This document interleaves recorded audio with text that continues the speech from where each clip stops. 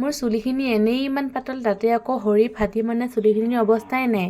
সেইবাবে আজি ভাবিলোঁ বাপেকে ঘৰৰ বাৰীত কিনো আছে চাই মেলি বুটলি আনোগৈচোন। ঘৰুৱা পদ্ধতিৰে আজি অকণমান চুলিৰ যত্নকে লোৱা যাওক, নে কি কয়? মই আকৌ এতিয়া এইফালে কি লৈছোঁ আপোনালোকক কৈ দিছোঁ। জবা ফুলৰ পাত লৈছোঁ, ভিংগৰাজ পাত আৰু কেহেৰাজ পাত, লগতে মেথি গুটি দুটামানো দি দিছোঁ দেই। গোটেইখিনি এতিয়া মই মিক্সি জাৰটোত ভৰাই মেলি পানী অকণমান ঢালি এতিয়া গোটেইখিনি পিচি ল'লোঁ।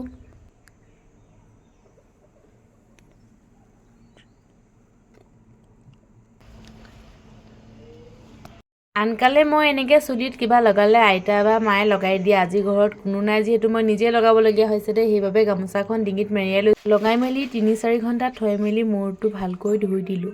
এতিয়া আপোনালোকে চাব পাৰে মোৰ চুলিখিনি কিমান চিল্কি হৈ গ'ল। মানে মোৰ চুলিখিনি মানে ইমান বেয়া নহয়, কিন্তু পাতলা বহুত আৰু মানে নাই, মানে বহুত চুলি নাই মোৰ।